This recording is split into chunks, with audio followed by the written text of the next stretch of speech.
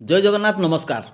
आसतु नजर पकईवा आज top news update कौन सब रही किंतु ता पूर्व आपण मानक गोटे अनुरोध भिडियोटी संपूर्ण देखि सुचिंतित मतामत दिंतु।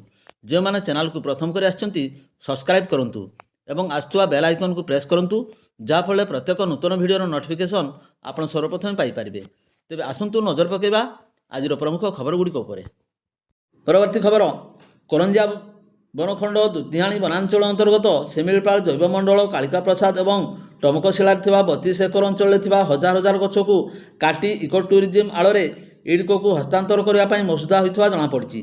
जशपुर तहसिल अंतर्गत टमकशिला मौजार खाता नंबर 9 और कालिका प्रसाद मौजार खाता नंबर 40 पतित किसमर 32 एकर परिमित अंचल पर्यटन कार्य करने इडको को लीज सूत्र देवाई जिलापाल को करंजिया उपजिलापाल 2025 सुपारिश करिथिबा अनुजाई एही दुई स्थान में स्थिरावस्था एवं जातीय उद्यान को लगी रही संवेदनशील परिवेश और व्याघ्र संरक्षित अंचल इको टूरिज्म हो पार कि नहीं, वन्यजंतु सुरक्षा आईन परिधि मध्य आसुची कि नहीं, परिवेश अनुमति मिलिबो कि नहीं, जातीय वन्यजंतु बोर्डर अनुमोदन सुप्रीमकोर्ट और जातीय सबुज प्राधिकरण निर्देशावली पालन करुच्ची कि नहीं प्रभृति उपरे विस्तृत तथ्य प्रदान पाई करंजिया उपखंड अधिकारी को जिलापाल चिठी लिखिले।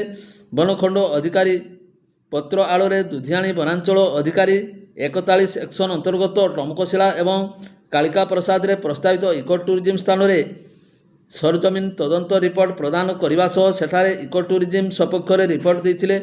एथिसह प्रस्तावित टूरिज्म स्थान बफर जोन व्याघ्र संरक्षण तथा वन्यजंतु कॉरिडोर बाहर थिबा नहीं बनखंड अधिकारी को जनाइथिले। परवर्ती खबर बेतरणी ब्लॉक अधीन मेरदा पंचायत जनिक 15 वर्षीय नाबालिका 2024 मसीहा सेप्टेम्बर ग्राम में निज सांग घर को जाऊँगी कही घर को आउ फेर नथिले। परिवार लोक मैंने समस्त संपर्क घरे खोजाखोजी करने पर पचराउचरा कर विफल होगा पर पुलिस सहयोग लड़ते। यहाँ नहीं बैसिंगा पुलिस पक्षर एक मामला रुजु कर तदंत आरंभ कराइथिला। सोमवार नाबालिका जनक घर को फेरी आसथिबा सूचना पाई पुलिस पहुंचे नाबालिका को आनी पचराउचरा कर जानिबा को पाइथिले जे ग्रामर अन्य किसी लोकंक सह संबलपुर एक कारखाना काम करने जाइथिबा बोली से प्रकाश करथिले। मंगलवार तांकर डाक्तरी परीक्षा पर जेएमएफ सिंह को अदालत में हाजर करा जाइथिला। कोर्ट को अनुमति पर तांको परिवार लोकंक हेफाजत में छड़ा जाइथिबा थाना अधिकारी बारिणी दास प्रकाश करछन्ति। परवर्ती खबर पूर्वाह्न 10:30 समय स्पष्ट दिवालोकरे उदुला थाना मदनापाल ग्राम में भुजाली देखाई नगद टंका और सोनारूपा अलंकार बाइक रे आसी दुर्वृत्त लुट नहीं उदला थाना अभियोग होती।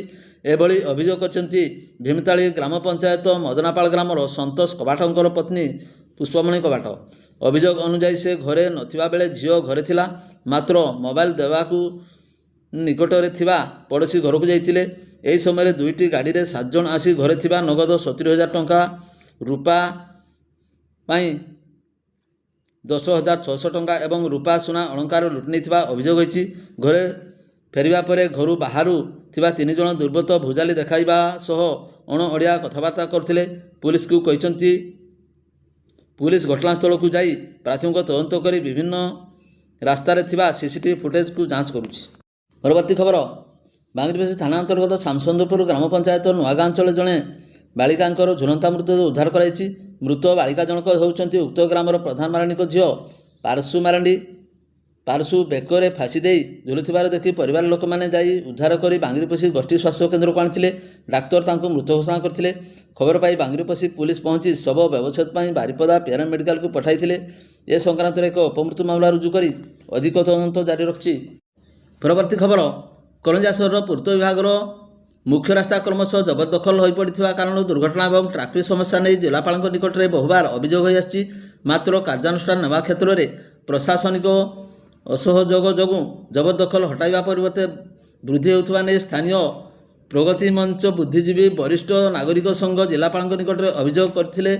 गत एप्रिल 20 तारिख में करंजियार जन अभियोग शुणाणी कर जिलापाल निकट में जबरदखल उच्छेद समेत रास्ता प्रशस्तीकरण पर अभियोग आधार में स्थानीय प्रशासन पक्षर प्रतिक्रिया आरंभ करा देखा।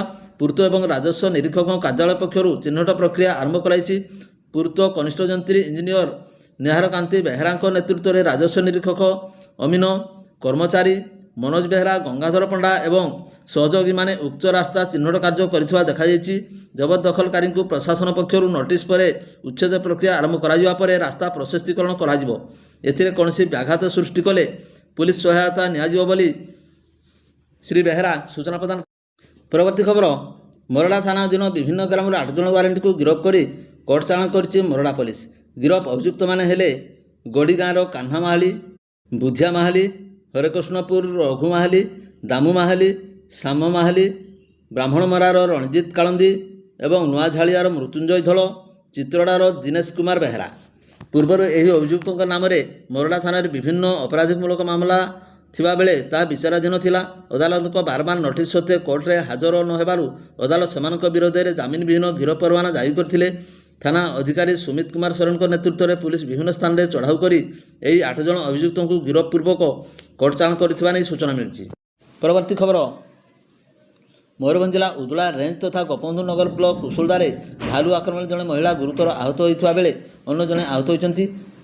ଗୁରୁବାର ଭୋର ସମୟରେ ଭାଲୁଟି ମହିଳାଙ୍କୁ ତାଙ୍କ ଘର ନିକଟରେ ଆକ୍ରମଣ କରିଥିଲା। ସେହିପରି ଗ୍ରାମର ଅନ୍ୟ ଜଣେ ବ୍ୟକ୍ତି ସେହି ବାଟ ଦେଇ ଯାଉଥିବା ବେଳେ ଭାଲୁ ଆକ୍ରମଣରେ ସାମାନ୍ୟ ଆହତ ହୋଇଛନ୍ତି। ମହିଳାଙ୍କୁ ଡାକ୍ତରଖାନା ସ୍ଥାନାନ୍ତରିତ କରାଯାଇଛି। ଭାଲୁଟି ବୁଦାଳିଆ ସ୍ଥାନରେ ଥିବା କୁହାଯାଉଥିବା ବେଳେ ବନ କର୍ମଚାରୀମାନେ ଘଟଣାସ୍ଥଳରେ ଜଗି ରହିଛନ୍ତି। ପରବର୍ତ୍ତୀ ଖବର, କରଞ୍ଜିଆ ବ୍ଲକ ମିର୍ଗିନେଡ଼ି ପଞ୍ଚାୟତ ହାତୀବାରିସ୍ଥିତ ଦେଓନଦୀ ବନ୍ଧ ଦ୍ୱାରା 9ଟି ଗାଁ ପାଇଁ 984 ପରିବାରଙ୍କୁ ବିସ୍ଥାପିତ ଏବଂ ବାସଚ୍ୟୁତ କରାଯାଇ ଦେଓନଦୀ ବନ୍ଧ ସଫଳତାର ସହ ସମ୍ପନ୍ନ କରାଯାଇଥିଲା।